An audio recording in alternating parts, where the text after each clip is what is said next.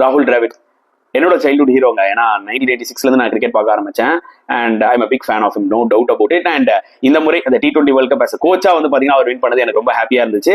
Happy for Rohit, happy for Virat, அது வேற விஷயம். பட் ராகுல் Dravid has been serving for India for so many years as a பிளேயராகவும் சரி, as a கோச்சாகவும் சரி.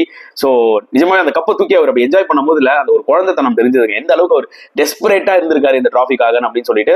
ஸோ கண்டிப்பா பாத்தீங்கன்னா என்டையர் டீமே அவர் பாத்தீங்கன்னா தேங்க் பண்ணாரு. பிளேயர்ஸும் இருக்கட்டும், இல்ல சப்போர்ட்டிங் ஸ்டாஃப்ஸும் இருக்கட்டும். ஸோ டிராவிட் ஆஸ் அ கோச்சா பாத்தீங்கன்னா பிளேயர்ஸ்க்கு எல்லாமே பக்காவா சில விஷயங்கள்லாம் பண்ணியிருக்காரு. ரோஹித் சொல்லியிருக்காரு, அந்த ரோல்ஸா இருக்கட்டும், ரெஸ்பான்சிபிலிட்டியா இருக்கட்டும், எல்லாம் கிளியர் கட்டா சொல்லியிருக்காரு. அந்த யூனிட்டா எல்லாருமே பாத்தீங்கன்னா ரொம்ப ஹாப்பியா இருப்பாங்க அண்டர் இஸ் கோச்சிங் டென்யூர், பாத்தீங்கன்னாலே தெரியும்.